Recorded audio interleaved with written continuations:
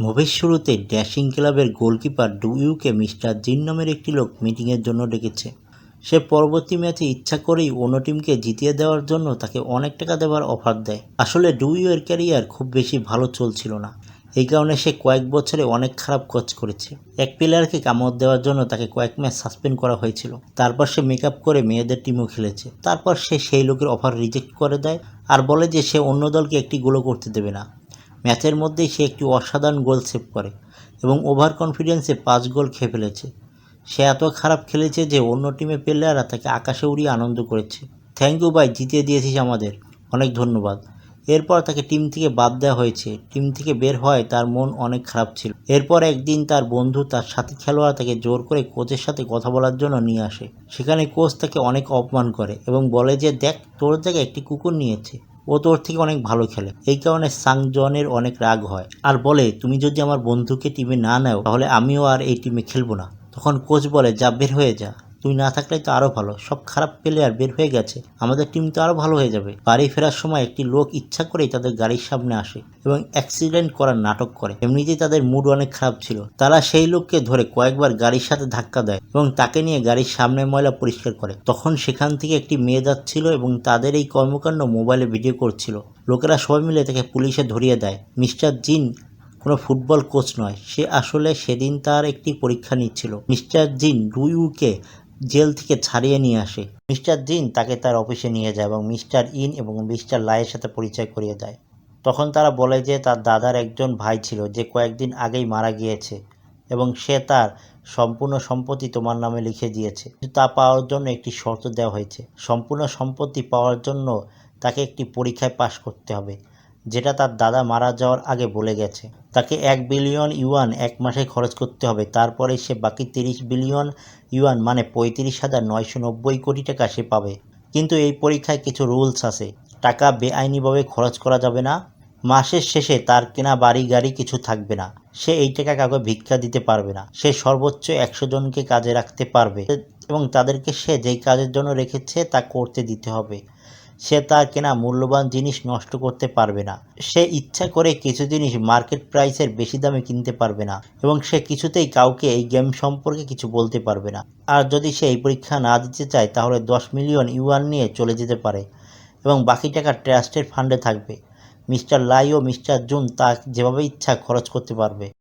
ডুইউ পরীক্ষা দিতে রাজি হয় এবং একটি চুক্তি সাইন করে। তখন মিস্টার জিং একজন মেয়েকে তার সম্পূর্ণ হিসাব রাখার জন্য বলে। এই মেয়ে আর কেউ নয়, সেই মেয়ে যে তাকে জেলে পাঠিয়েছিল। তাই বদলা নেবার জন্য ডুইউ তাকে কাজে রেখে দেয় এবং তার বন্ধুকে নিয়ে ব্যাংকে তার টাকা দেখার জন্য যায়। তখন ব্যাংক থেকে বের হওয়ার সাথে সাথেই তা খরচ করা শুরু করে। ডুইউ ব্যাংকের সকল গার্ডকে অনেক টাকা দিয়ে হায়ার করে। এরপরেই সে তার ফুটবল টিমের ওইখানে যায় এবং বলে সে এই টিমকে এবং সেখানে সব থেকে দামি টিমকে কিনে নিয়েছে। এই কথা শুনে সেখানে সবাই তার উপর হাসতে শুরু করে। তখন সবাইকে বিশ্বাস করানোর জন্য সে অনেক টাকা মাঠের মধ্যে বৃষ্টির মতন খরচ করতে শুরু করে। সে কিছু গাড়ি ভাড়া করে এবং তার ফুটবল টিমকে সাথে নিয়ে হোটেলের উদ্দেশ্যে রওনা দেয়। রাস্তায় ডুইউ সাজুকে সাথে নিয়ে আলাদা গাড়িতে বসে এবং তার সাথে লাইন মারতে শুরু করে। তখন সাজু বলে না, আমার একটি বয়ফ্রেন্ড আছে। দ্রুতই তারা একটি আলিশান হোটেলে পৌঁছে যায়। যেহেতু সেখানে শুধু মেম্বাররাই অ্যালাউ, কিন্তু ডুইউ ম্যানেজারকে অনেক টাকা দিয়ে সম্পূর্ণ হোটেলকে 1 মাসের জন্য রেন্টে নিয়ে নেয়। ম্যানেজার খুশি হয়ে সবাইকে ডাইনিং রুমে নিয়ে যায় এবং সবাইকে নিয়ে আনন্দ করতে শুরু করে। তখন সে বলে যে সে একটি ইনভেস্টমেন্ট কোম্পানি শুরু করতে চায় যার সিইও হবে সাং জান। তা শুনে তার বন্ধু অনেক ইমোশনাল হয়ে যায়। ডুইউ তাকে সিইও এই কারণে বানিয়েছে যে সে সব টাকা খরচ করে ফেলবে, কারণ সে 1 নম্বর একটা বলদ। ডুইউ তার সকল টাকা খরচ করতে শুরু করে। কোটি টাকার হেয়ার কাটিং, দামি গাড়ি আর ফার্নিচার রেন্ট করতে শুরু করে। সে টাকা খরচ করার কোনো সুযোগ হাতছাড়া করে না। সাজু তাকে বলে যে সে যদি টাকা এইভাবে খরচ করতে থাকে তাহলে 6 মাসেই তার সব টাকা খরচ হয়ে যাবে।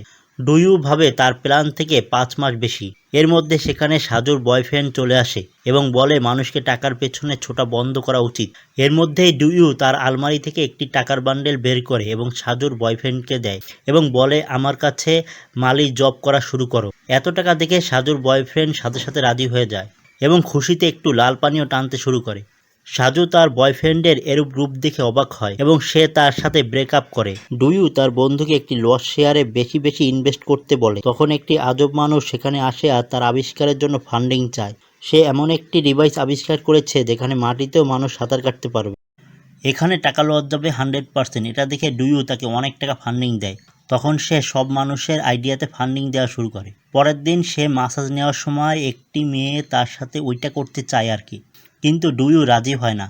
এর মধ্যে সেখানে সাজু আসে এবং ডুইউ সেখান থেকে পালিয়ে যায়। পরের দিন সাশাকে মিস্টার লাই ও জিংয়ের সাথে গল্ফ মাঠে দেখে এবং সে বুঝে যায় সাশাকে সেই দুইজন তার কাছে পাঠিয়েছে। সেখানে সবাইকে দামি খাবার দেওয়া হয়েছিল, কিন্তু ডুইউ সেই দুইজনকে কম দামি লুডুস খেতে দিয়েছিল। শর্ত অনুযায়ী সে শুধু তার এমপ্লয়ীদের উপর টাকা খরচ করতে পারবে। ডুইউ টাকা দিয়ে একজন আমেরিকান বিজনেস স্পেশালিস্ট হায়ার করে এবং তাকে বলে এমন একটি বিজনেস সাজেস্ট করো যেখানে টাকা লাগালে সব টাকা লস হবে। তখন সেই লোক অনেক রাগ হয় এবং বলে সে শুধু মানুষকে সাকসেস এর জন্য ট্রেনিং করায়, ফেইলারের জন্য নয়। সে তার শরীরের আলাদা আলাদা লোকের জন্য আলাদা আলাদা চাকর রাখে যেন সে সব টাকা খরচ করতে পারে। মিটিংয়ে এসে জানতে পারে সে যে কয়টি কোম্পানিতে টাকা লাগিয়েছে সব কয়টা কোম্পানি লাভ করতেছে। এই শুনে ডুইউ এর মুড খারাপ হয়ে যায়। পরের দিন সাজুর দেখে ডুইউ পুরো শহরে তার পোস্টার লাগিয়ে দিয়েছে। সেখানে লেখা ছিল তার মন জয় করার জন্য একটি সুযোগ ডুইউকে দেওয়া উচিত। ডুইউ টিভি, রেডিও, সেলুন, হোটেলেও এই জিনিস লাগিয়েছে। লোক সাজুকে সেলিব্রিটি মনে করে তার সাথে ফটো তোলা শুরু করে। তখন সাজু ডুইউকে ফোন করে এইসব বন্ধ করতে বলে। ডুইউ তা বন্ধ করতে মানা করে দেয়। তখন সে ট্যাক্সি করে যাওয়ার সময় দেখে আজকেও সেই লোকটি তার গাড়ির সামনে এসে নাটক করছে। তখন সাজুর বিশ্বাস হয় যে সেই দিনও ডুইউ সত্যি বলছিল। এরপর সাজু ডুইউয়ের সাথে দেখা করে এবং বলে সেও তাকে ভালোভাবে জানতে চায়। ডুইউ তার জন্য হোটেলে একটি প্রাইভেট কনসার্ট রাখে। তারা একসাথে অনেক আনন্দ করে। রাতে ডিনার করার জন্য সাজুকে বাইরে নিয়ে যায়। তখন তারা ফুটবল খেলে এবং নদীর পাড়ে একটি রোমান্টিক সময় কাটায়। পরের দিন ডুইউ তার টিমকে প্র্যাকটিস করার বদলে পার্টি করতে দেখে।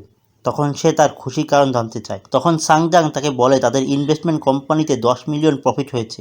তখন ডুইউ রাগে তার গালে একটি থাপ্পড় মারে এবং রাগে পানিতে ঝাঁপ মারে। তখন তার মাথায় একটি আইডিয়া আসে। তখন সে পুরো মিডিয়াকে ডাকে এবং বলে যে সে মোটা মানুষদের জন্য একটি ইন্স্যুরেন্স চালু করতেছে। তখন সে বলে যদি কোনো মোটা মানুষ 1 কিলো ওজন কমায় তাহলে তার বিনিময়ে সে অনেক টাকা পাবে।